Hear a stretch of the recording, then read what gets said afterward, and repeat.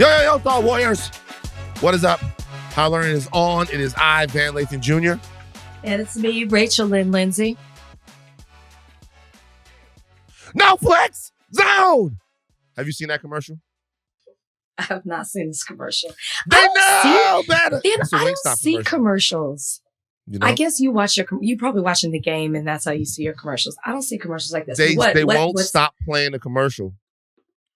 They won't stop playing the Wingstop commercial with the black people playing Jenga and getting wings. Ashleigh, cue the commercial up so Rachel can see it. Look at this. No flex zone.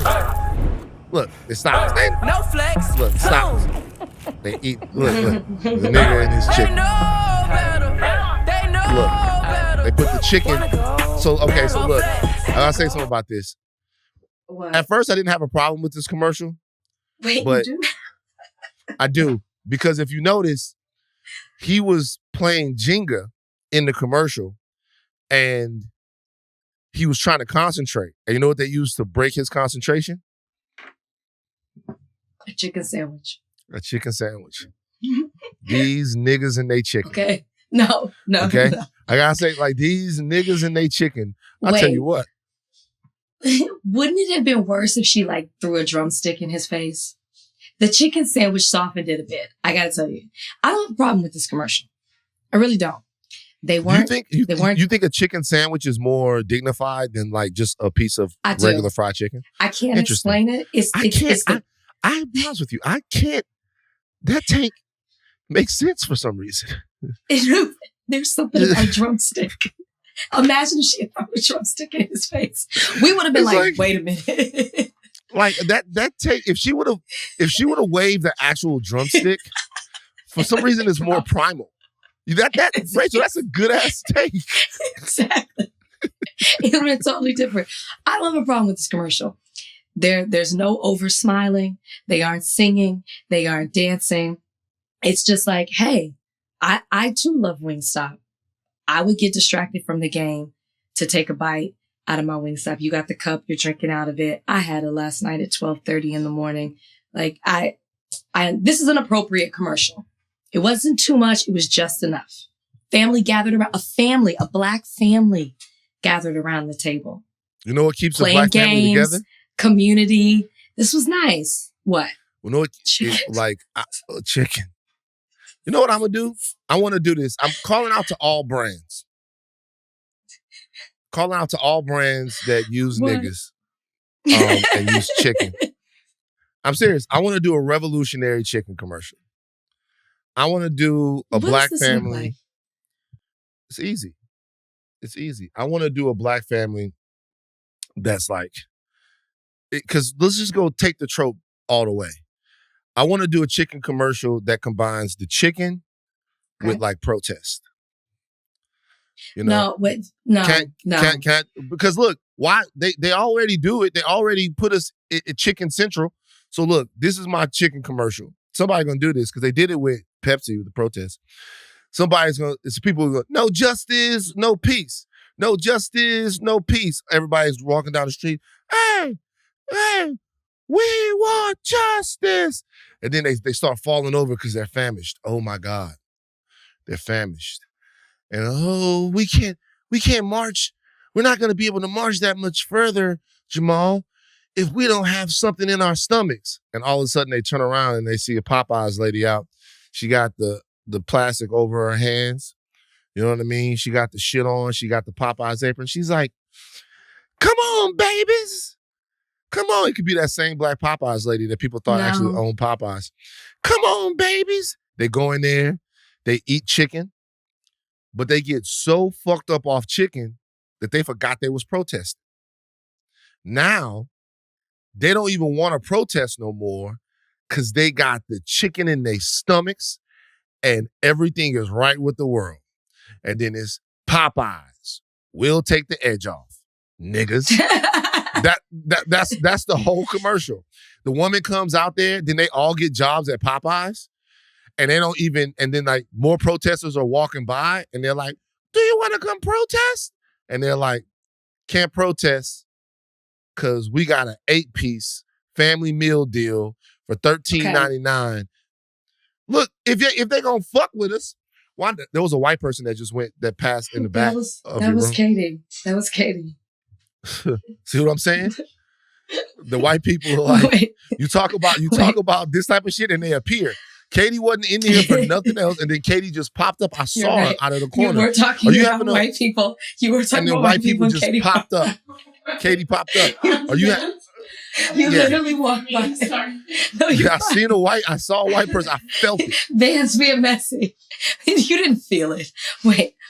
You literally just described they cloned Tyrone. I need you to understand this has been done. Remember when they weren't protesting, but you remember they were being controlled by the chicken. Whatever was in the chicken. You already this has been done. But here's the thing. But I get it. First one's not the first time it's been done. Shout out to They Clone Tyrone. I'm looking for a fucking sequel soon.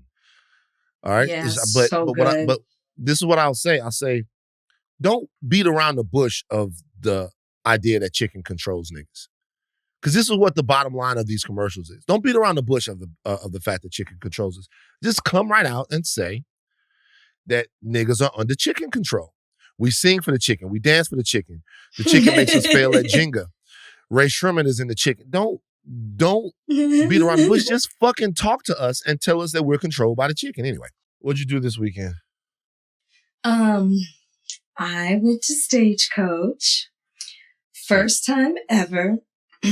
It was a lot of fun. I had a really good time. Hawats.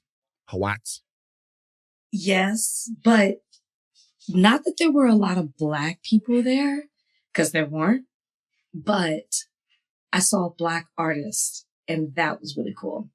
I finally met Compton Cowboys. We talked about him on this podcast. Randy Savage. Got to see him perform. Savvy. It's not Randy Savage. It's Randy Savvy. Randy Savvy. Rest in peace to Macho, though. Randy Savvy. They had a whole installation. They told me they've been doing it for 3 years. So they had the horses out. They had a DJ. They were doing interviews. I got some merch. I'm wearing my Compton Cowboys shirt right now with the horses. It was really cool. Really cool to see them do their thing. Saw Willie Jones. Mm-hmm. Fan of him. We're going to have him on this podcast as well. Seeing Culture Country. I saw Shabuzi. I saw Brittany Spencer. I like Shabuzi. Yeah, have you ever Shabuzi song Tipsy? Yeah. I heard it a lot actually this weekend. I love that record. I heard it a lot. You know what? People are coming at Shabuzi though because Shabuzi's Nigerian, and they're saying that it's a conversation I had. So they're saying that the Black country roots that we're taking back, that Shabuzi is cosplaying. That he's like that. That's what they say. I'm just telling you what. Where is he? He's not a Nigerian descent, but where is he from? He's from Houston. So he's from Houston. People are saying that this Black country thing is only for the Black Americans. We have to have a conversation about because Black Americans, we share a lot. We have to have a conversation about whether or not this serves anything. A serious conversation. I want to do a whole, just like we did some of the sexist. I want to do a whole Black American diaspora conversation, whether or not this actually serves anything, because it's like, I'm getting into Shabuzi and I'm listening to the song, and then I got people hit me up like, "Oh, Van, that's not a Black American. These country roots that we talking about." So we're gatekeeping? Gates are meant to be kept. The question is, who are you supposed to keep them from? That's what I'm saying. Yeah, if you don't have a gate doesn't make sense if you're not paying attention to who you're letting in. You might as well not have the gate. I don't understand the term gatekeeping. You might as well not have a gate, right? Of course, when you have a cultural gate, everyone gatekeeps their culture. The question is, which culture is shared and for what reason, and which culture are we just being divisive for no reason when we're talking about it? I think that's a fair question. Agreed. It is a fair question, but I really want to tap into it when it comes to a Shabuzi doing country music. That's my question. Are we supposed to be gatekeeping that? I don't know. We got to have these folks on to talk about it. I will tell you this. I'm not going to stop listening to that record. That record is crazy. Shabuzi then tapped into something. Shabuzi is the man. I will say this. At Stagecoach, everybody thought Beyonce was coming, myself included. The Cowboy Carter flag was flying over every show.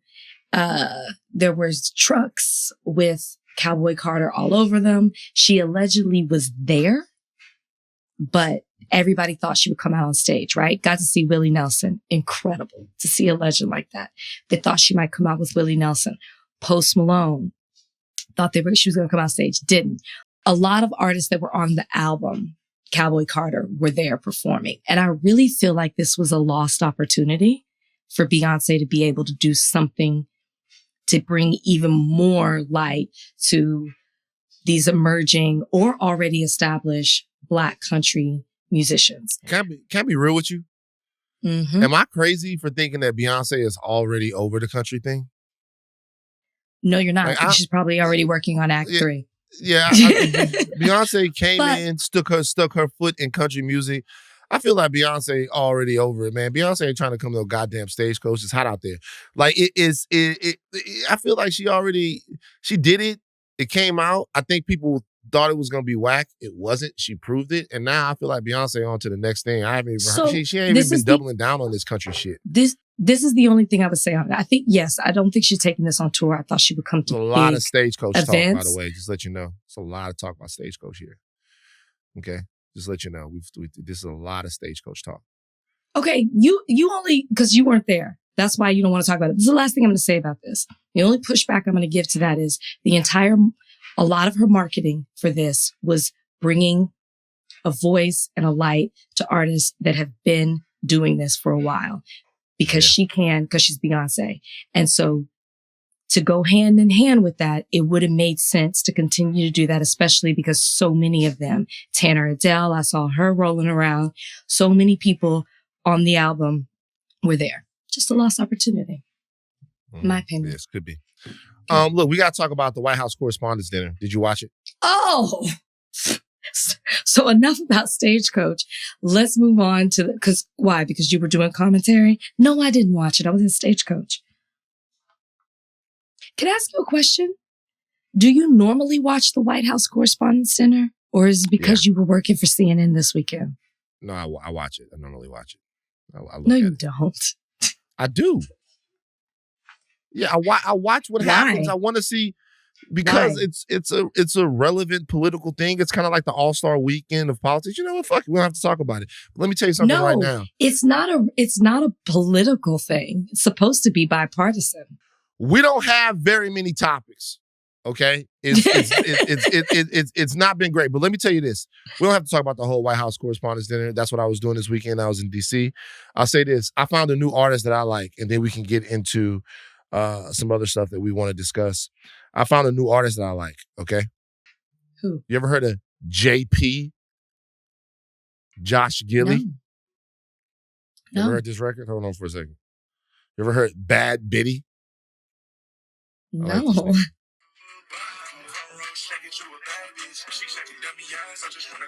I can't hear a thing. I can't hear anything. We can't hear. That's enough. I don't want to talk about it anymore. Let's talk about the White House Correspondents Dinner on the other side of this. Let's take a break. Okay, so Colin Yost was the host of the White House Correspondents Dinner. And let me tell you why I think it's relevant to talk about it this year, if we haven't talked about it before. First of all, I was covering the White House Correspondents Dinner for CNN. It was me and an esteemed panel that included Carrie Champion and Van Jones. That is a great panel. So you were doing commentary as it was going on? Is this something new? What are you talking about? I'm the panel that you were on, like y'all were watching it and commenting on it.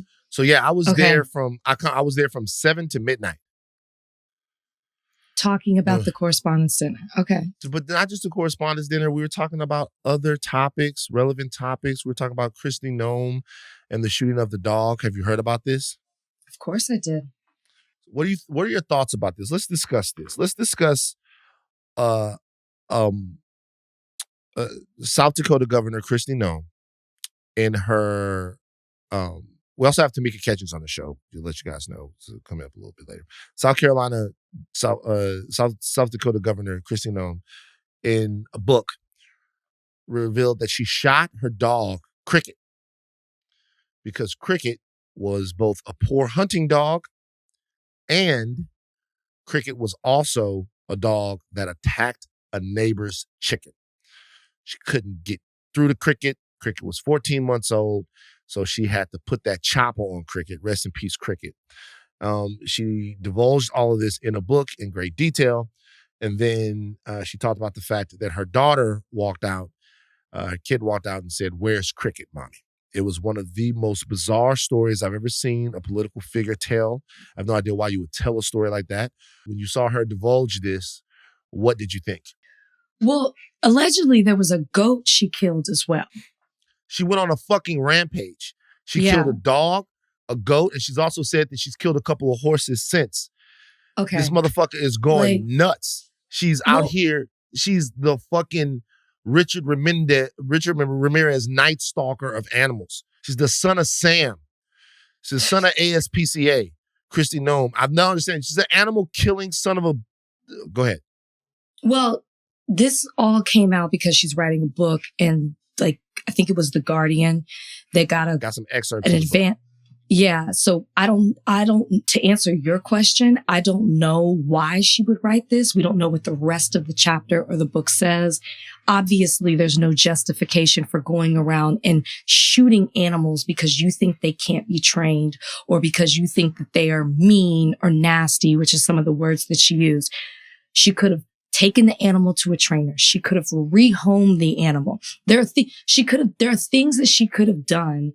A lot of things other than just shooting him to get rid of the problem. This is disgusting. This speaks to her character. And I hope people are outraged. It'll be interesting to see I'm curious as to how y'all discussed it when you were on the panel, but it'll be interesting to see the response that people have in light of other public situations with public figures or publicly discussed, I should say, situations with public figures and how they dealt with dogs. Because she is also someone who, you're making a face. You're talking about Vic? Of course. The way that was discussed and handled, I'm curious as to how people are going to do this, because she is somebody who they're also saying could be a running mate with Trump. Yeah, that's out. I think the dog killing situation has destroyed that. I just wonder why you would say something like this. We'll talk about the Correspondents Dinner in a second. I think the Vic thing is interesting. What? What do you mean why I would say something like this? Go ahead. I think it's always like, I felt when this came out, I felt bad for Vic. And you should. Cause let me tell you something. That nigga Vic was crazy, man. When you read that tweet, like what that nigga Vic was going, that nigga Vic was, but he rehabilitated himself in the world of dogginess. And he did what he had to do, to come back. But yeah, that was some brutal shit going on over there at Bad News Kennels.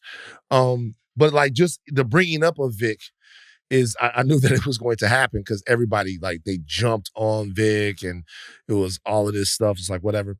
In this situation, I think, and I don't want to read too much into this and go too deep. So, but I have to be real. This sort of brutal Darwinism is kind of how I view the right. So think about this. You have a dog, mm-hmm. and the dog is essentially a pup, 14 months. I remember when my very own Bosley was 14 months. He was still running around. I mean, he's still kind of running around now. He was still running around, going nuts, doing the whole thing. But if you value the dog, if you value the life of the dog, if you value what the dog can become, then you know what you do? You invest into the dog. You invest time into the dog. You invest patience into the dog. You invest compassion into the dog. The dog ate your shoe. The dog chewed on the side of the thing. If there's a belief in what the dog could be, which is someone that adds to your family, which is something that has its own sanctity of life because it is a living being, it deserves to be here because it is here, then you take the time to invest into the dog and build the dog up. You understand? Dogs don't get it sometimes right away.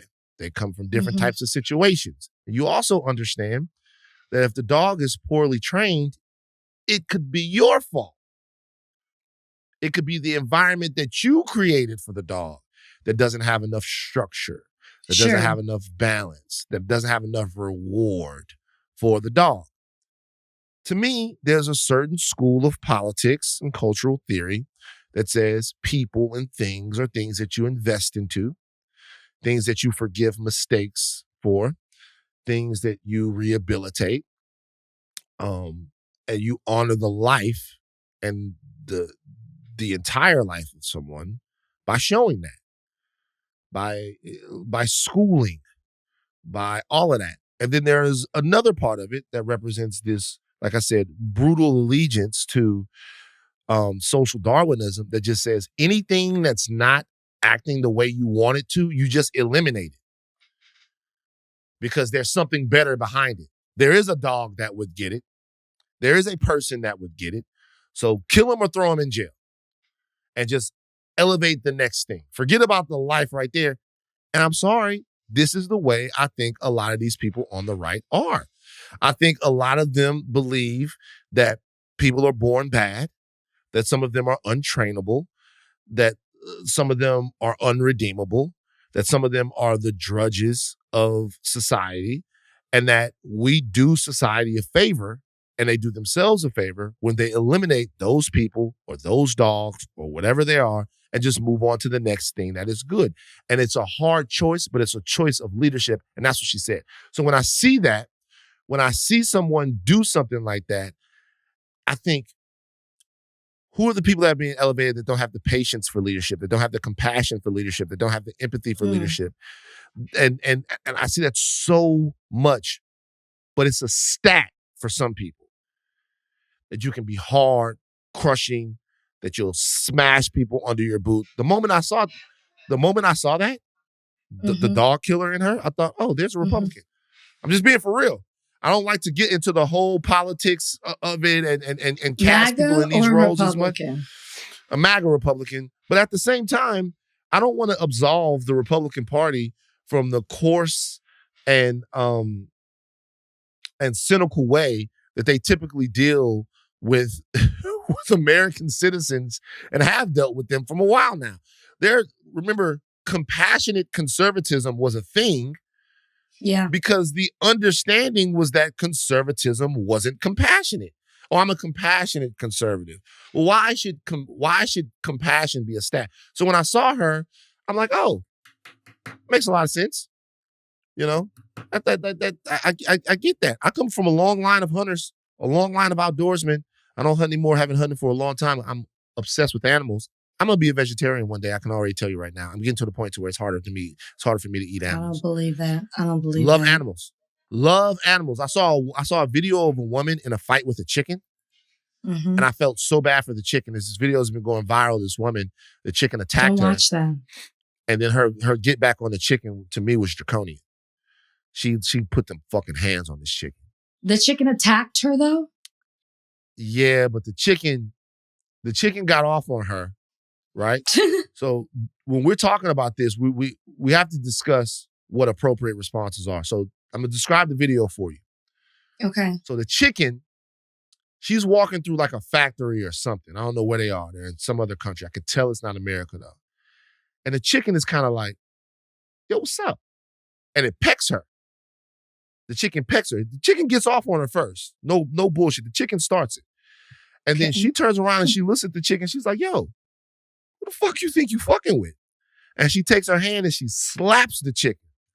And then she slaps the chicken again. And right then, in my mind, the chicken's mind is right. The chicken's like, oh, I fucked up. This is somebody that's not afraid of me. Because normally, I feel like this chicken, when he pecks somebody, or she, Well, it's definitely a he because I think it's a rooster.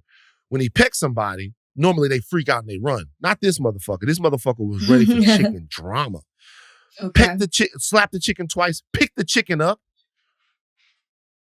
wrung his neck. whirled the chicken around, threw the chicken, kicked the chicken, and then there's another video of this person with a shovel smacking the shit out of the chicken, and I felt like it went too far. Yes, that's too far. Yeah, I think we can all agree that the moment she started taking it up and twirling it around, we had gone too far. We had gone too far. Yeah, I want to find her, this chicken assaulting woman, and I want to put her in the ring with somebody who can give her a little business. I want another animal to get the chicken's get back. Okay? A bird. I want another bird to take up for the chicken. Let's move on. Let's move on. Back to the White House Correspondents Dinner. Mm-hmm. You wanted to talk about it. Did you enjoy it? What did you? Well, I guess you watch it every year. So I went last year. I thought it was a cool experience. You went last year? Yes, you know this. I talked about this. Look, hold on. See, this is my issue with you. If you've actually been to the shit, why is it if you've been to it, why is it such a big deal that me, someone who's interested in political theater, not politics as much as I am in political theater, why is it so hard to believe that I will watch the White House Correspondents' Dinner annually? I just didn't find it. It's a cool experience to go to. You know, they call it nerd prom. You see everybody from sports figures to actors to reality TV to politicians. You know, I saw some of my favorite people I love to watch. It was a cool experience. But to sit and I didn't know that people sit and commentate on it and analyze what's going on. I was like, oh, okay, I don't know if it's that interesting. That's more of what I thought. Interesting enough for you to fly all the way to DC and get all dressed up, whatever. It's like, that's classic Rach right there. This is classic Rach. It was an experience. It was a cool experience. So this is what I would say. Okay, so number one, I'll say something. I said this on CNN, and shout out to CNN for having me out there. The flight back was the worst experience of my life. I have to say something right now. Not the worst experience of my life. I've been through Hurricane Katrina, but I have to say something right now. I found the worst airport in America. Reagan? Dulles? Dulles Really? is the worst airport I've ever been to. It is by far Dulles is terrible. I don't think so. I want to hear from everybody. What's the worst airport you've ever been to? Dulles, to me, I'm talking about, I've been to little small airports all over the place. Dulles, to me, is the worst airport ever. It's the worst. It's terrible. So I hated it. Anyway, yeah. I'm sure you loved it. So look, here's the thing about the White House Correspondents' Dinner this year. It was decidedly high leverage to me. And I'll tell you why. Normally, this is, like I said, it's the all-star weekend. Everybody gets together. It's a party event. But now, anytime the president speaks, it's a referendum on his energy, his mental acuity, and what he's able to message, right? Because they're in a dead heat. CNN poll came out today that has Trump up 6 points over Joe Biden. Things have been tightening as of late, but that was a little bit of a surprise to me this morning. Depends on which poll you're talking about, but still, obviously Trump is edging Joe Biden right now. In the grand scheme of things, most people have it tied. If you go to like a lot of the 538 stuff or some of the other stuff, it's pretty much tied. And one of the reasons why it would be that way is because of what people believe about the mental acuity and the energy and the stamina of Joe Biden. So whenever the president talks about where it is, if it's an interview or if it's a White House Correspondents' Dinner, it's sort of going to be a referendum on his mental state and whether or not he can lead the country in the next 4 years. That's going to be the biggest thing that people are going to criticize him about, besides the border and a couple of other things. So I thought he was awesome in that respect, Joe Biden. I thought he took it to Trump. This is around the same time that he was on Howard Stern and said that he would debate Trump, which I think he should. I thought he was awesome. I thought he was funny. I thought he was self-deprecating. I thought that he showed a little bit of of chutzpah, if you will. I thought Colin Yost was good. I saw a lot of criticism for him. Yeah, I thought it was good. A lot of criticism for him. He came out to a full-blown endorsement of Joe Biden at the end. He said that his grandfather voted for Joe Biden before he passed away, and he did that because he thought that Joe Biden was a decent man. Tell you what I didn't see at the White House Correspondents Dinner, of all the jokes that were made. And these are supposed to be the most biting political critiques that one could get. There was no talk about what's going on in Gaza. There was very little acknowledgement of the protest that was outside of the White House Correspondents' Dinner. They didn't touch on it. They didn't discuss it. It wasn't brought up. So much so that it slipped my mind to address it or bring it up when I was on the panel. That was, of all the things that Joe Biden is being criticized about, that were talked about at the White House Correspondents' Dinner, the one thing that he's being criticized about more than anything right now that wasn't brought up in jest or in any serious way was the fact that young people all over the country are protesting what they believe to be a genocide happening in Gaza right now. And another thing was this, and I'd have to go back and watch again with a fine-tooth comb, but the White House Correspondents' Dinner is a celebration of a free press. It's a celebration of journalists that go to hotspots all over the world and put their safety in danger and put themselves in harm's way in order to bring people the truth and to bring people stories that they feel like they have to see, need to see and have to see.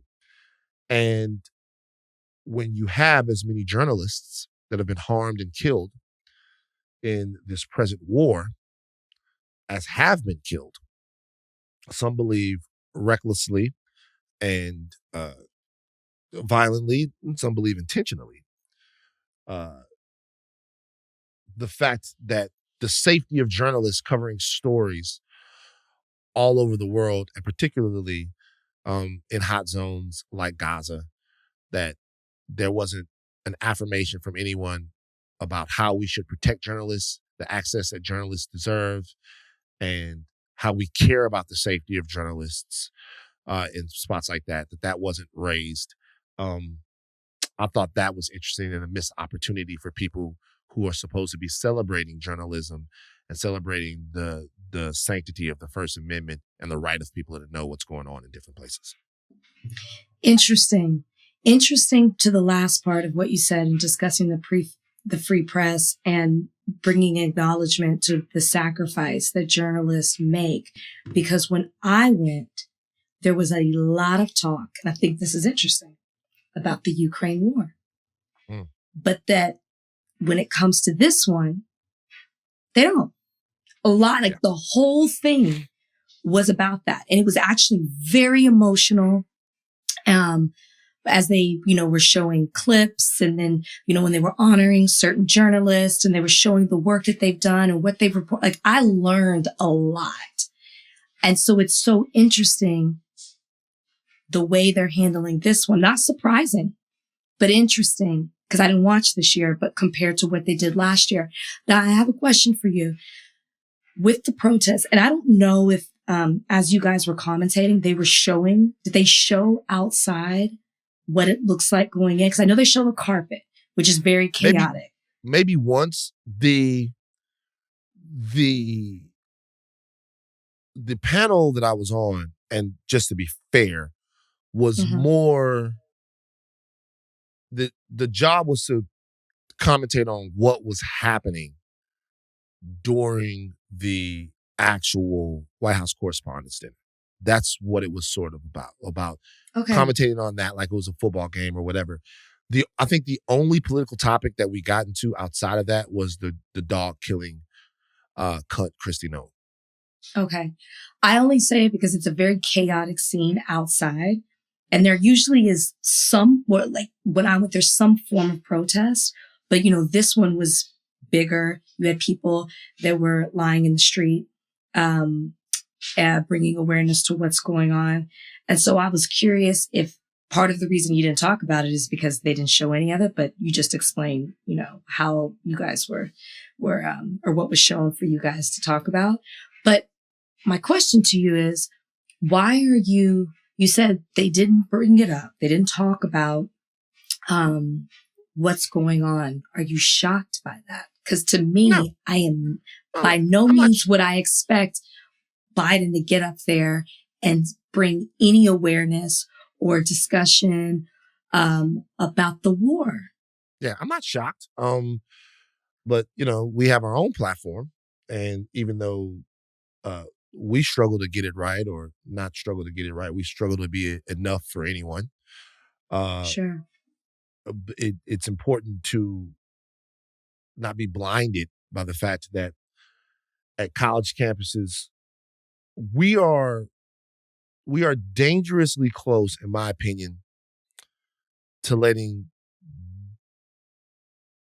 No, we're not dangerously close to anything. We're there. So this particular issue it echoes to me so much through other issues that we've had. Let me tell you what I mean by that. The First Amendment student protest. I'll reorganize one more time intellectually. There's a belief. And the belief is whoever you like can get away with whatever they want. Whoever you like can get away with whatever they want. Believe it or not, people struggle with that all the time. Everyone. Whoever you are listening to this right now, you struggle with it. You struggle with, quote unquote, what your fave does. You struggle with it. It's more difficult to toss something that you've invested in. It's the same reason why people stay in bad businesses, why people stay in bad relationships, why people stay at bad jobs. Like you hear women all the time say, hey, I wasted this much time with someone. You hear men say, I wasted this much time with someone. If you've been there for a month, you want equity for that month. If you've been there for a year, you want equity for that year. You want it to have meant something. And the moment that you cut and run from it, you feel like you've wasted that time and that time has been gone. That same thing exists in social relationships and parasocial relationships, and it also exists in political relationships, but it also exists conceptually. Like conceptually, what does it mean when your fave does something that you disagree with, right? And in this particular situation, Israel is the fave of America. Zionism is the fave of America. It is. It's been a long-standing relationship that's been geopolitically advantageous to America for a very long time. And so things that are central to the American experience and understanding, one being protest, are now coming under fire. We're asking if that's okay to do that. We're asking what the limits of protest are. We're asking how protest should be done and what you need to do and all of that stuff. And this happens, right? The Republicans are free speech absolutists until Colin Kaepernick protests the flag. Until he uses his free speech to protest the flag. And then after he uses that, it's cancel him, taking stuff away. Whatever happens to him, he deserves. And so I say all that to say that, like, as tepid as people feel like my response to this has been, my principle on what people are allowed to say, how they're allowed to say it, and particularly young people who have the advantage of being able to be hyper-focused on a cause, the strength of that shouldn't be ignored. It shouldn't be ignored on CNN. It should be ignored on MSNBC. It shouldn't be ignored by us. What's happening right now is very important. And there are all kinds of questions that should be asked. There are all kinds of distinctions that should be made. But the reality is, you have a group of people out there who are trying to change and shape their world. And look, I talk about young people all the time. The young people out there that feel like they're going to change the world to where they don't have to come into the office. I don't think you're going to do that, but Godspeed. Like the ones that think that they're going to get a 4-day work week with 6-day hours and nap chambers. I don't think that's going to happen. But nap chambers. I don't think that's going to happen. But Godspeed. And in this particular situation, I think the most belittling thing that you can do to these young people is to ignore them or to cast them as villains. And a lot of the mainstream media is attempting to do both. Even if in spots you could say that they're wrong-headed. Real quick, last thing I'll say about this. Mm-hmm. After 9/11, there was a group of Black students that got together at Southern to talk about it. Mm-hmm. Right? Everybody was scared. Very scared. I was 21 when 9/11 happened. So I'm right in the throes of, will I get the opportunity to have an adulthood, or is World War III coming? These existential crises happen to almost every generation, and that was mine, right? Maybe in the 80s, it was whatever, the Cuban Missile Crisis in the 60s, whatever, the 70s were full of strife, hyperinflation, and gas crises and all that stuff, whatever, crime through the roof. I remember I was sitting down one time, and we're students, we're kids, right? Young adults. And one of my homeboys, who was one of the smartest of us, we were talking about the actual hit on the World Trade Center, right? And one of my homeboys says, well, there are really no innocent people inside the building. And I was like, what do you mean? He was like, every single person in that building is an instrument of American capitalism. So the building itself was a grotesque museum of the domination and exploitation of Western power around the world. I remember I thought to myself, I was like, this is a smart guy. This is a guy who had already ceded that he was ceded my intellectual superiority to. I was like, wait, what? Yeah. I was like,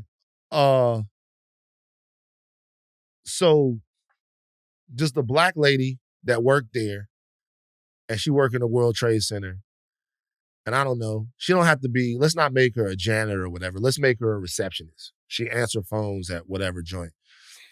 She go in there and somebody ran a plane into her, and that's dope.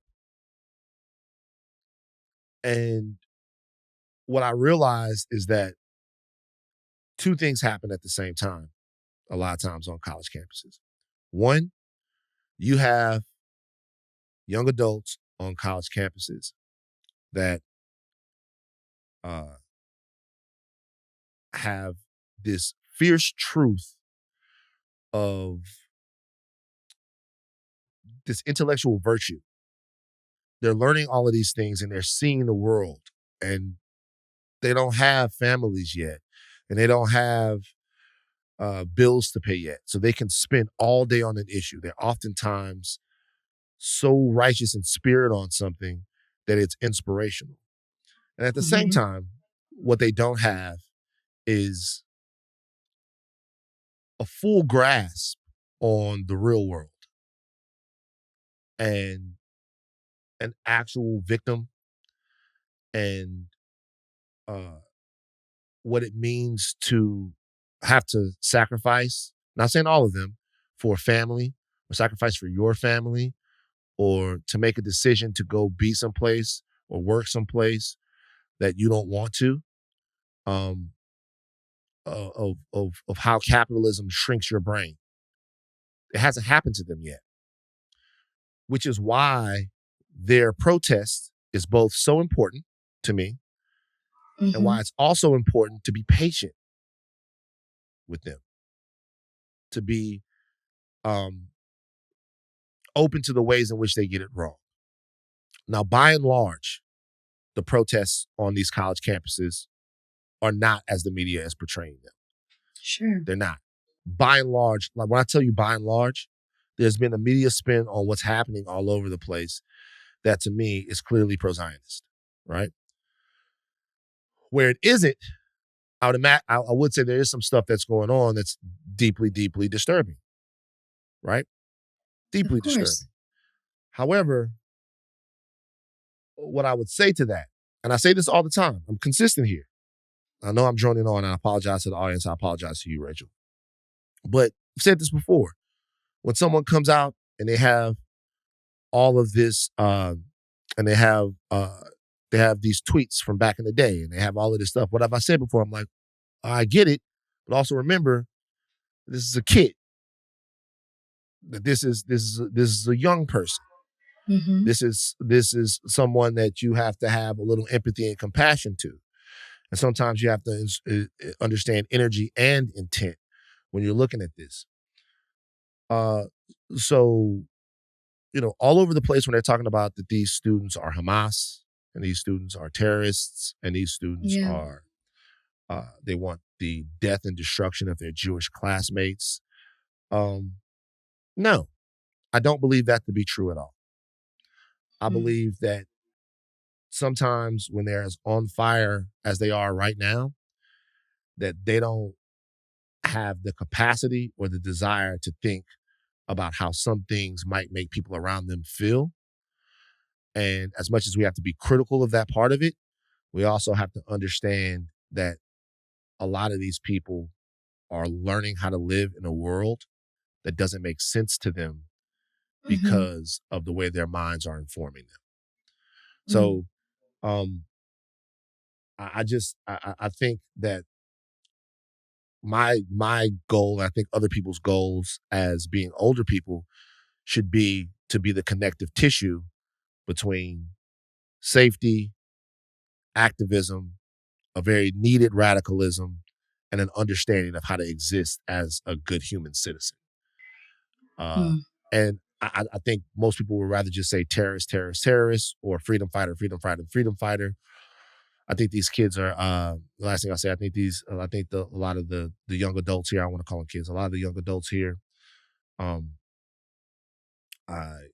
think I agree with their protest. I agree with the way that they're comporting their protests. I think that they are doing enough.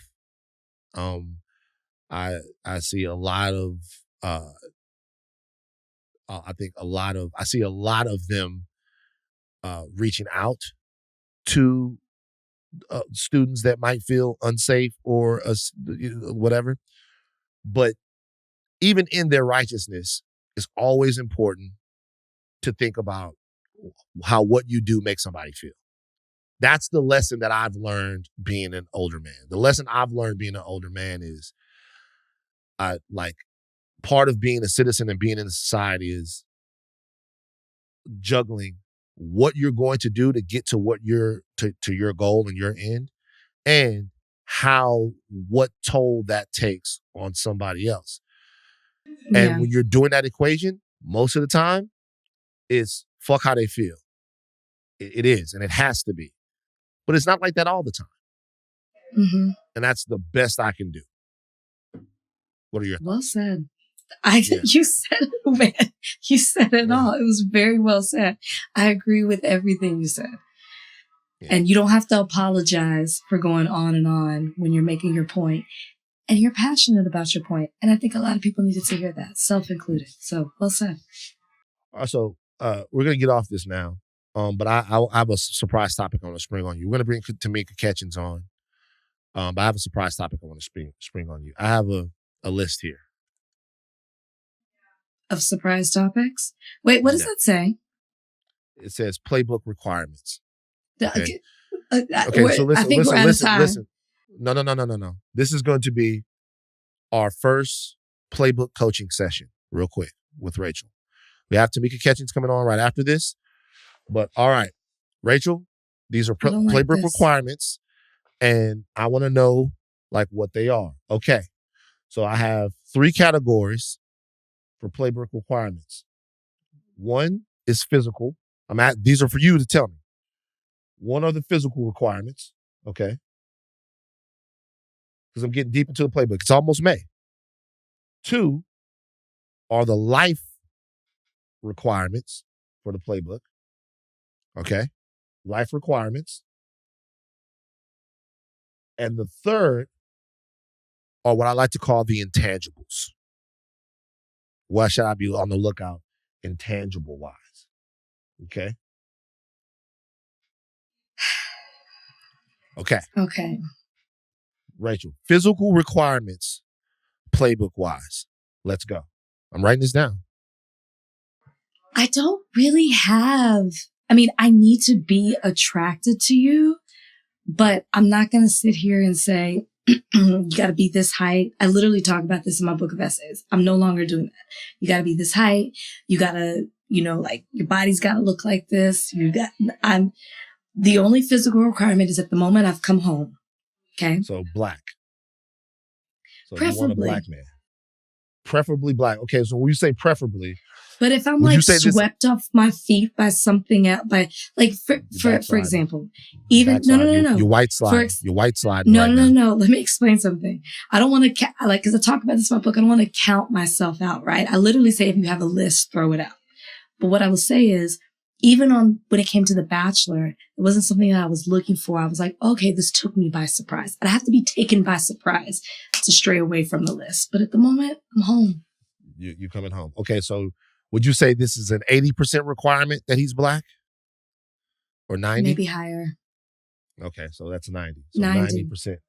90%. Okay, so black. So give me a spectrum of attractiveness. Or we're talking about, let's say on I don't want a pretty boy. No pretty boy. No pretty boy. See, we're getting somewhere. No pretty boys. Ashleigh, make sure we keep all these bullet points down. No pretty boys. Well, thank you very much. Ashleigh's doing a fantastic job. So no pretty boys. Okay. Is there any other no's? And also pretty boy, that doesn't mean attractive. Pretty boy is a mentality, right? So it's pretty boy mentality. It's a mentality. I don't want that. So I'm gonna put that down for physical and for intangibles. No pretty boys. We all know what you're talking about, by the way. We know exactly what you mean. So anybody that's like, what does she mean, pretty boy? What is she? You know who the pretty boys are. You fucking know. Okay. All right. No pretty boys, whatever. Anything else physically? Because listen, I want to let you know. You have to be taller than me. You have to be taller than me. Taller than Rachel. And Rachel is 5'6" with heels. So what are you in life? 5'5"? I'm 5'4". You're 5'4"? You really? You're 5'4". Yeah. Okay. You project taller. I was about to say 5'8". Yeah. Thank you. So no one shorter than 5'5", which no, with heels. So nobody shorter than 5'10". Nobody shorter than 5'10". Yeah. No one shorter than 5'10". So one of my homeboys, you're out. No, wait. What is he? 5'8", 5'9"? He's out. Okay. I'll tell you what he is out. Good guy. But no, I told you. I don't like that. He's out. The good guy. I told him he was out already. I don't want to do that. Come back. I told him he was out already. Nobody told him he was out already. He's very rich, by the way. See, extremely I don't wealthy. like that. But he's extremely wealthy. 5'8". But this is why I hate the height. So 5'8". Okay, we'll bring it down to 5'8". Okay. So he's back in. All right. Ashleigh, keep because I'm 5'8" with heels. Also, and I don't know, this isn't physical. I need to be able to have a conversation with you. Like we need to be, I'm not a sapiosexual. Okay, I'm not a sapiosexual. But I want to have conversations with you where you observe things about life. Like I want to go deep with you. I don't want to just talk about particular situations. I want us to have deeper conversations. That's something that's important to me. You're not sapiosexual. I wouldn't define myself that way. I will put down here at the bottom, will fuck dumb niggas. Okay. Again. That is a no. No. You made it clear. Okay. So one of my homeboys, you're back in. I told him that he was far too stupid for Rachel. And he knows a lot about his sport, but I told him that he was far too stupid for Rachel. And he was upset, but you're back in. I think anybody would be upset that you said that. I want to be able to laugh with you. You ain't got to be the funniest person. You don't have to be the funniest person in the room. I do not need you to be a comedian. And I can be a little corny, so that saves you too. But I just like want to be able to enjoy each other. You know how you go to restaurants and you see those couples who are just sitting there. They have nothing. They're not talking. They're just looking at their food, looking at the restaurant. That is my worst fear. We need to be able to enjoy each other's company. That's important. Okay. Funny plus enjoyable.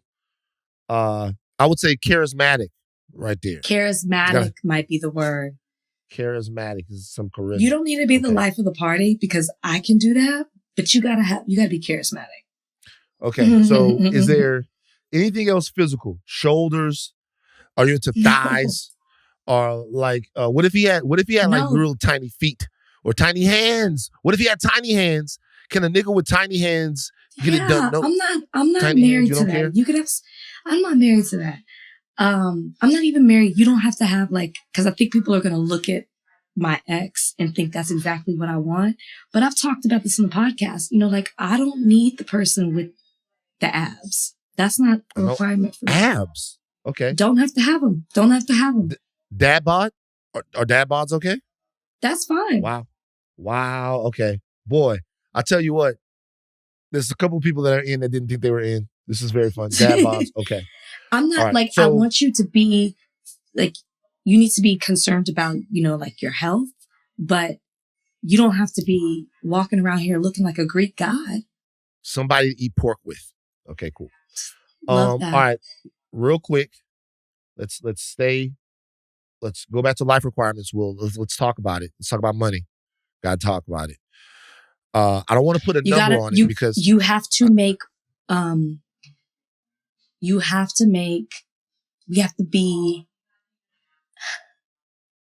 don't have to make more than me. Okay. But you gotta make money.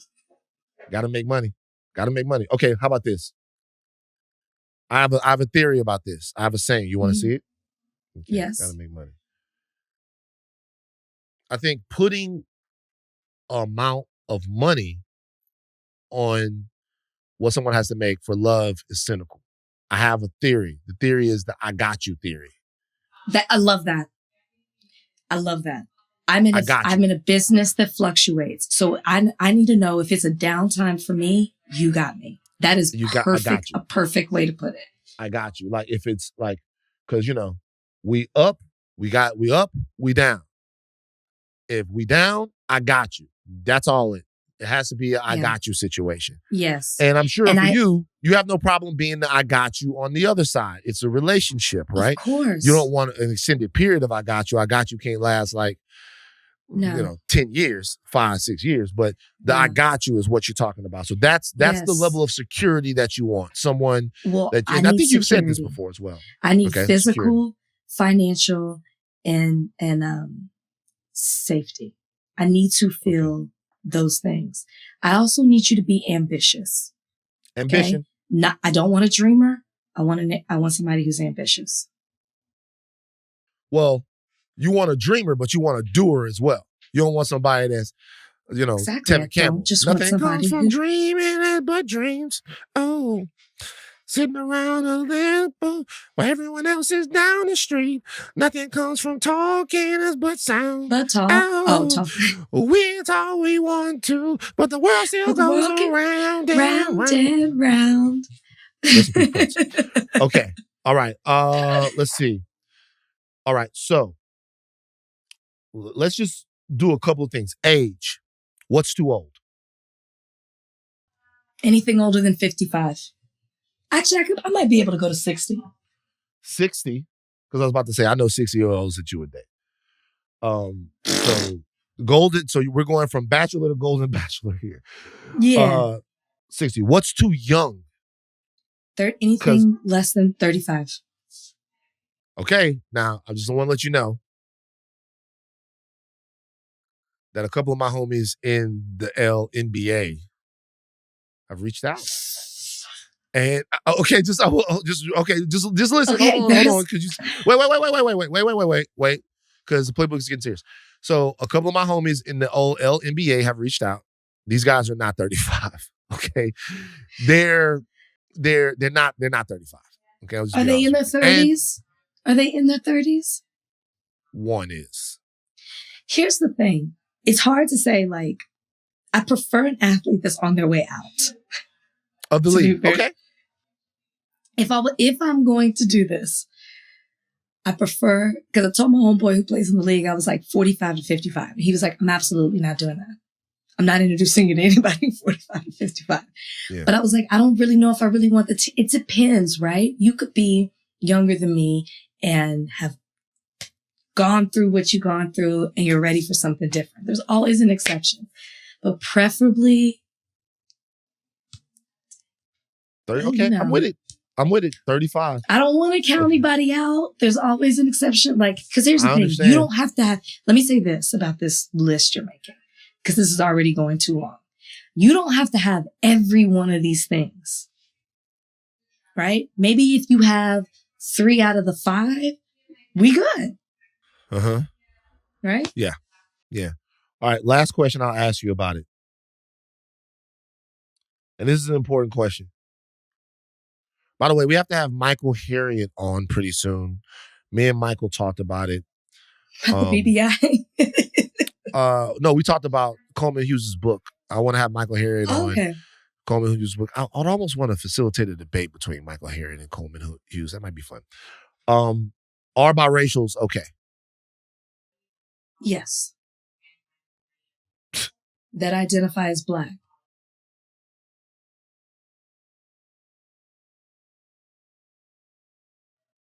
Why are you silent? Why are you pointing? That's what I'm talking about.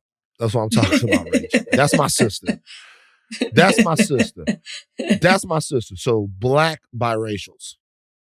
Can I say that you're getting me very excited? The fuck you talking about, nigga? Calm down. What you talking? Whoa. What I'm just saying. You're making a list. You're taking this serious. Yeah. You're writing it down.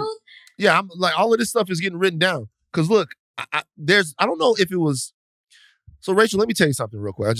After the birthday party, the streets started talking. People liked the way you looked at the birthday party. The birthday party was apparently a good night for the Playbook. Okay. Can I be honest? That was my goal.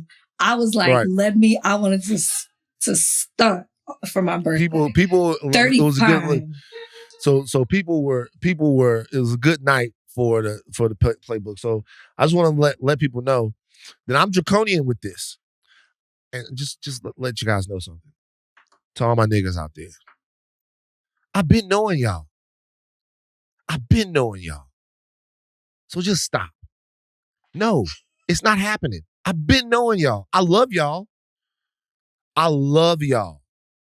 No. Nigga, I know you. I know me. You know what I'm saying? I know me. And I know you. No. It's not happening. It's not going to be my fault. Like, you know what I'm saying? I know you. So just let it go. It's like, don't hit me up, hit her up. Because if you hit her up and she with it, fine. But for some of y'all other ones, no way.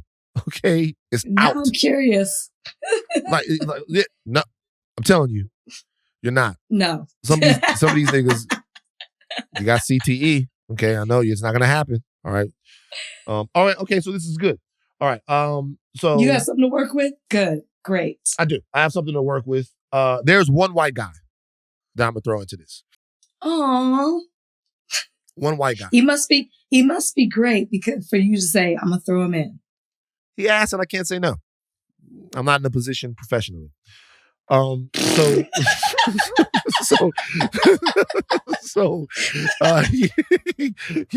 and I can't say no. So you'll. Are we waiting until the summertime to get this activated? No, it's May. May's the beginning. May? That's May's the beginning. 2 days from now. Yeah, it's very important. I'm arranging these lists into a spreadsheet. Kalika and I will go over this. But yeah. Okay, good. On the other side of this break, Hall of Famer Tamika Catchings to talk about equity, equality, and the rise of the WNBA. All right, we have topics to talk about relating basketball. And when we're doing that, we have to talk to people who know what they're talking about. And we have a Hall of Famer in our midst. Legitimately one of the greatest basketball players of all time. 15-year career, the Indiana Fever, the WNBA. 4-time Olympic gold medals. 4 Olympic gold medals. I didn't even know you could do that. One of the most decorated players ever. Rookie of the Year, all WNBA honors. We could get into her collegiate career with the University of Tennessee. It's just too much. You're too decorated, Tamika, for us to list out all your stuff. It would take up all the time we have in the interview. We have Tamika Catchings joining us on the show today. I mean, just an absolute gem. We're very honored to have you today. How you doing? Thank you for joining us on Higher Learning. I am great. I'm excited to be here with you guys. I don't know though. I saw the LSU back there and the back shoulder up there. Yeah, that right there. So I kind of was like, wait a minute, what's going on? But we all family. It's all SEC, so we all family. SEC family. I mean, you have no reason to have beef with us. We never got close to you guys. By the way, when you were playing, it was like a whooping every time. Like anything, I should be mad at you. Before we get into what we're talking about, there's new news: the retirement of Candace Parker. What are your thoughts on the legacy that Candace has left to the game? Man, that was yesterday was interesting, right? To wake up and to know, obviously Pacers are in the playoff right now. So the hype around Indianapolis and Indiana is Pacers, and WNBA training camp started. And then all of a sudden, when everything seems smooth, we get that big announcement that Candace CP is retired. And, honestly, I'm proud of her. What she's been able to do from college, like going back to her Tennessee days, I'm older than her. Just what she's been able to do from that scene to what she's doing in the WNBA. But I even look at like all the stuff that she's doing off the court right now and her family, and just like she just got so many amazing things going on. So it's sad, right? It's sad because you're losing a legend on the court and all that she brought to the game. But it's kind of what I said. You close one chapter and you start another chapter, and it's kind of been fun watching her because she's been at the end of one chapter on the basketball on the court side, but opening other doors and all of the things that she's involved with. So I told her, I'm like, it's just the beginning. Like, you've already accomplished so much in that life, and now it's kind of you literally flip the page and start a new chapter. And what she's done so far on the court is nothing compared to what she's about to do. That's fantastic. So let's get into it. It seems to be a really pivotal and transformational time for the WNBA. People say that, obviously, with Caitlin Clark, Angel Reese coming into the league, both drafted in the first round.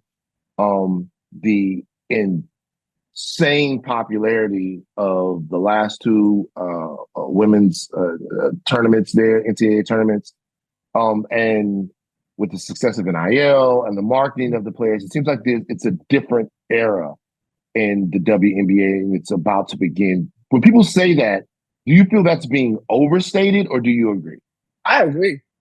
I totally agree. It's interesting because people will ask me questions about, like, what would you have done and how would you have done this? And the reality is, I don't know, because none of that, like, social media had just started kind of toward the end of our career, and just like the advancement of that.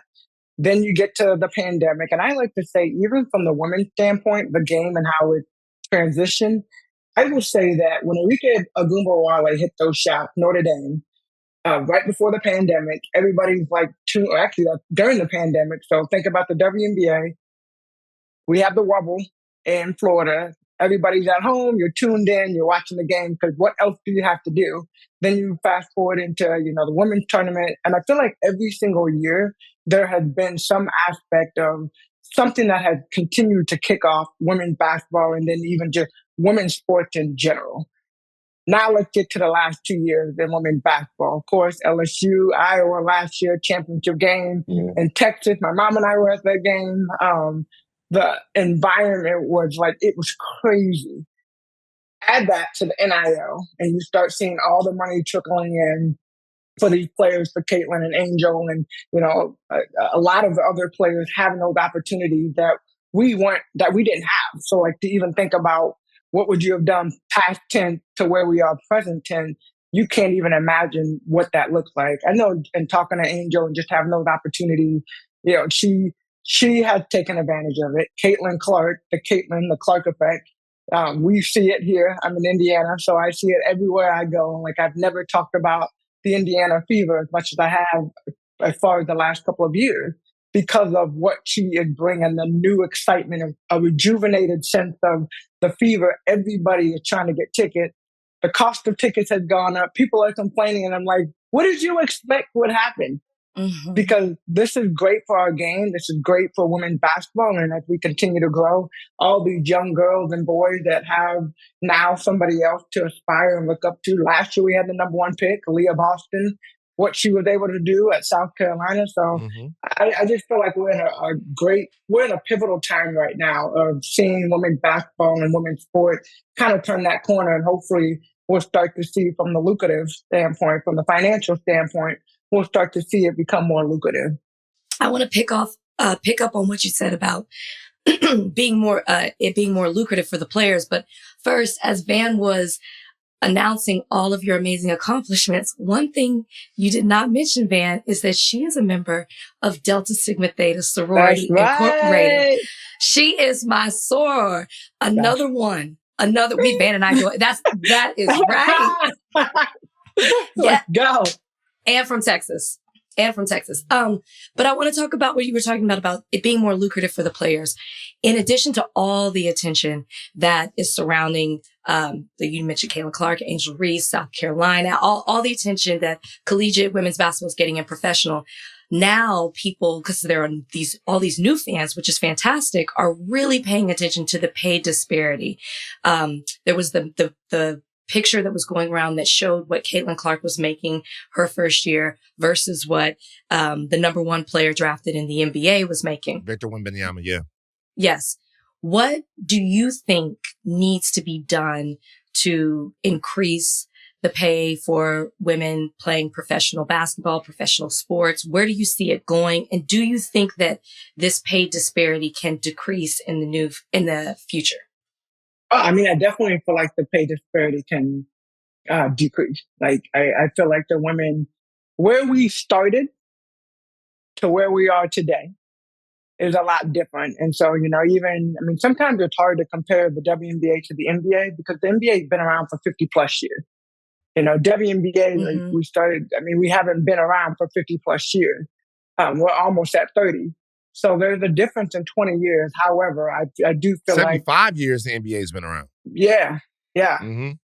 So, yeah, I'm tripping, right? 1946, yeah. Yeah, that's a long time. Ooh. But when you try to compare the two leagues, it's hard to say, hey, we should be making X amount. Now, I set the foundation there, right? Because we've come a long way. Now you're looking at these numbers, but what can we do? Pay for the ticket. You're going to, even we have fans here in Indiana that are complaining about the price of tickets because it definitely shot up. And, Caitlin Clark, the effect of her being here in the city, and we saw it happen all last season. Every single city she went to, it was sold out arenas, right? So you're going to have to pay for tickets. Watch the games, which when you look at the viewership, our numbers were up way over the men number, but the amount of sponsorship and partnership dollars compared to from the NCAA for the women's game compared to the men is flipped, like it's upside down. So we got to figure out, but I think there's little things that we need to do. We're starting to see, and I don't know about me and Van, like you being the only male on this call, even during the NCAA tournament, I felt like there were more commercials with our female athletes, student athletes, like our ballers in them over the men. So being able to have those opportunities from partnership, being able to have the NIL, being able for people to watch the games and come to the games and support, that's how you generate more income. The reason NBA and even from the college sport, the reason that they are able to do what they do is because they have money just pouring in. We need those same dollars pouring into the women's side. So now we can take those dollars and we can put them in salaries, we can put them in opportunities, and we can continue to increase, viewership on TV and continue to give these young ladies a platform to perform. It's interesting. I think that for a long time there was a thought that the women's game didn't have the capability to be as compelling for people as the men's game did. You'd listen to people talking, they would be like, "Oh, the guys are flying around and dunking. They're playing the game above the rim, and that's like inherently more watchable." That, to me, that narrative started falling way before the last two Final Fours. The women's game has evolved and come so far and it's played at such a high level that I think that people that were watching it were like, this is a lot of fun to watch. We were talking about here on the podcast a couple of seasons ago. We decided we were going to watch the NBA, the WNBA. We're going to have a team. I went on YouTube TV and I favorited the team, was watching the games. It's a lot of fun to watch during the summer. I think the economic proof of concept, honestly, is something that not even I thought was possible. Yeah. With the fact that it's not even so much to me that everyone cared about the women's game. It was the disparity in care. Like the disparity in care between what the women's game was doing on college screens and what the men's game wasn't really doing was like shocking to me. It was like we could still be into the tournament, but just not the men's tournament. And I don't want to disparage the guys, but there are things there at work. There's the one and done situation there. You don't get to learn the players as much. There's the G League and some of the best guys going over there and all kinds of stuff. But I say all that to say, with people talking about the pay disparity between the WNBA and the NBA, when people make these situations, do you think it's a fair comparison, being that one league is so much more profitable than the other league? It's been around for so much longer. How do we have this conversation in a responsible way that identifies the economic realities while at the same time talking about what still could be done to support the women's game? So it doesn't become a culture war. It becomes how supported is the women's game in its current iteration?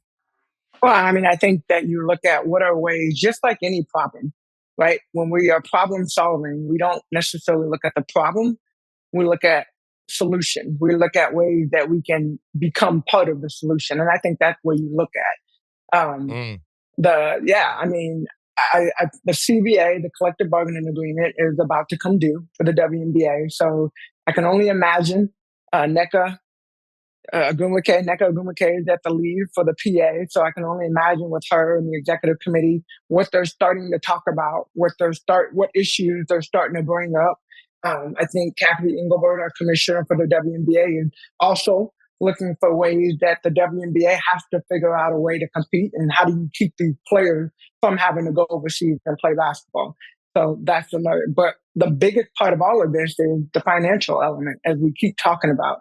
But I think the solution is more people butts in the seat, like come to the game. Don't just come expecting a handout. Come and pay for tickets and sit in the seats and cheer. I do think that, to your point, Van, of what you brought up, being able to have those years in the college game and being able for people to follow you over the course of 4 years. I mean, whether you transfer or not, now you have all of these different teams that are watching, or all these fans that are watching you as you're transferring from one team to another team. But that fan base follows you to the next level. You're not really seeing that as it used to be from the guy's side. So that's an area from the women's side that Caitlin even said it. I expect all the Iowa fans to be in the stand. We are not far away from Iowa. You saw it with Aaliyah Boston. You saw it with Nelissa Smith, and you can go on and on. Now everybody's with their social media platform being able to utilize it. And I think that's been one of the areas that I've loved watching our young ladies just use their platform. In the Wubble, being able to fight for a cause, even though you're not here physically, but during the pandemic, being able to thinking about George Floyd and his murder and just what transpired from that. Black Lives Matter and being able to step up, being able to use your platform. They use their voice even in the Wubble. when we were far away, secluded in our own little space, they use their voice. And now you're seeing every single one of our players has their own platform. Let's give a shout out, Asia Wilson, Dear Black Girls, her new book that came out, her platform, going on a bookstore. I think all of the interests that are coming even off the court are internally helping on the court too, because now you're reaching different audiences that are all pulling into the same pool of how do we support these women on the floor, but even realizing now, like, oh my gosh, these are amazing women, even more amazing off the court and all the ventures that they're involved in. You mentioned the CBA and that they're about to start negotiating that. What are some issues? Because, we like to bring these to our platform and then hopefully bringing awareness to these things like the pay disparity, make some changes or put some pressure on some folks. What are some of the issues? Like, I know travel is an issue, players having to take commercial flights. What are some other issues that will be on the table when it comes to negotiating the CBA? Well, that is probably the number one thing, right? Travel right now. I think that's the number one thing. Of course, the financial aspect and salaries and, just the compensation overall. But my mind just blinked too. Travel would be one, compensation two, but then even we have protected contracts. So even looking at that, you've seen some of the players that have been protected and they try to figure out there's a different pay scale for those players that are being protected and those players that are being cored, where you can't move to different players, and then the franchise players. So they looked at the pay scale. So I can imagine that might be on the table. I'm removed from those conversations, so to be able to kind of look. But I would say for me personally, looking from the outside in, travel is your number one. But then also, commissioners talked about more team. Right now, the WNBA carries up to 12 players, but not every team has 12 players. A lot of teams only have 11 based on the salary cap. So I can imagine that either they fight for more spots or, just looking at the expansion team, how are you going to handle the expansion? How do you handle it differently maybe than they have in the past? Yes, that's a good question, though, Rachel. That's a great question, because that is something that you'll start to see it probably in the next couple of months as the CBA comes out and the Players Association continues to get together. You'll start to hear more about the issues that are coming up. Yeah, probably. I mean, there's probably a big TV deal coming pretty soon, like a really big one. The NBA got its first big TV deal, like $600 million in the early 90s, and that really changed the pay. So that'll be probably something that comes too. And then, then the big thing will be the revenue split, like what the revenue sharing is. Like once that comes in, then you'll start to see, like, I know that the league has arrived when there's finally a WNBA strike. I'm not wishing. Don't we almost hit that. Yeah, we almost hit that. We don't want to go there. But you're right about the revenue share. There is an element in the CBA that has that. Right. We just have never hit it. So now with the renegotiation of the television contracts, which, that'll be huge. And that'll be one area. But you know how it is, like when one thing happens, you start seeing other companies come on board. And I think that'll be, once that comes through, I'm going to put that into existence. Once that happens, then you'll see other companies start coming on board. I have a little bit of a thorny question for you, Tamika. As Caitlin Clark has risen to become a legitimate sports phenomenon, she's had a foil in that, and that's LSU's very own Bayou Barbie, Angel Reese. Okay, we're talking national championship is what we're talking about, right? We did it for Pokey Chapman. And so as these two players have been exalted, or as they've overcome or broken through, you've seen them be at polar opposites. Do you see a difference in the way the media has covered Angel Reese and Caitlin Clark? A lot of people say that some of Angel Reese's competitiveness some of her rough around the edgesness, some of her passion is covered one way, and some of Caitlin Clark's more rough around the edges, brash play, confident, bordering on arrogant play is covered in a different way, and people wonder why. You've watched a lot. Have you seen a difference in the coverage? Oh, yeah. I mean, you see it. And I mean, you're bringing those two up, but you can kind of see it in years before. It is interesting, but you kind of go back and like, I don't know. The media sometimes, they pit good versus bad, and they get to pick the storyline that they want to pitch. Both of them are edgy. Both of them are fun to watch. Both of them are different, from the color of their skin, of course, which, like you got to bring that out. But you don't always want to make this about a race thing. I don't want to say thing because I know it's a reality, but I don't know. I don't know how to answer that question. It's definitely different.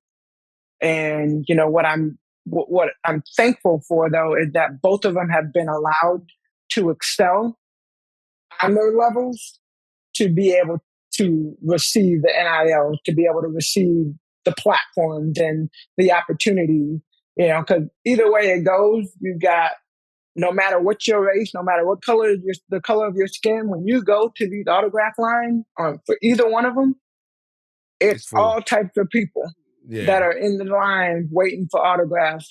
Saw the other day the video of the little young boy that met Flau'jae. I'm just like, he's crying in line. Like, that is real stuff, because for these young kids, these are stars in the making. These are the stars they're looking up to. Now, I do think like both of them are at this next level, you'll start to see a little bit of change, different level, different people, maturity.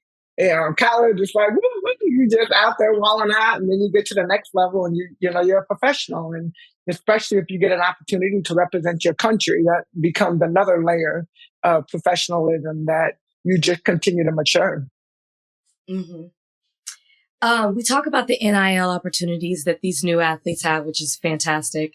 You did so much on the court. You did so much off the court. You continue to do so much off the court. Business owner, nonprofit. What advice do you have for these upcoming athletes? I mean, you already, and I mean in women's sports, because you already talked about the activism of the WNBA players who really got it started before the NBA did. What advice do you have for them just using their platform and using like the NIL opportunities they have, which, provides them a financial benefit that they're able to use that, on and off the court? I mean, I'd say first is be true to yourself.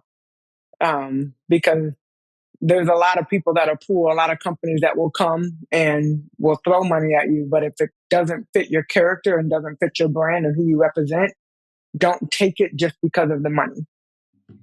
So like that would be my first thing, like be true to yourself. And then two, like I tell all young people, every single thing you post is forever out there. No matter if you post it and try to delete it, it's still somebody has seen it. And so really being conscious of who you are and what you represent and that your voice carries weight. And sometimes like I give myself a 24-hour rule. If I get upset about something, I don't text, tweet, social, I don't do anything for 24 hours just to give myself a time. Like, is it really that serious? Did I get upset in the moment because of something that happened and, things that I can't control? Or is it something that I really need to speak up about? And after 24 hours, if it's something that I really need to speak up about, I'm still going to speak my piece. And so really being conscious of that, because now, I mean, these young ladies, the platform that they have and the voice that their voice carries so much weight that they almost have to be more careful than I was as a player, because now social media, I mean, everybody, I walk around and most people have their phone out and just scrolling all day, every day. So you just got to be conscious of that. Tamika, we know you got to go. We really appreciate you joining us on Higher Learning, though. It's an honor to have you here, even though you was busting LSU ass for all of that time. It was very frustrating. It was very frustrating. I'm not sorry. I just want to let you know, That's you right. and Coach Summit and Tamika Holt's call. It was just very frustrating watching it every single year. We was going to lose by 30, but we love you anyway. Just want to make sure that you guys know that Tamika's also founded the Catch the Stars Foundation, which empowers youth through fitness, literacy, and mentoring programs. So if you have an opportunity to support that from one of the most decorated athletes in American history, you guys, in world history, you guys should do that as well. Tamika, thank you for joining us on Higher Learning. We really appreciate you.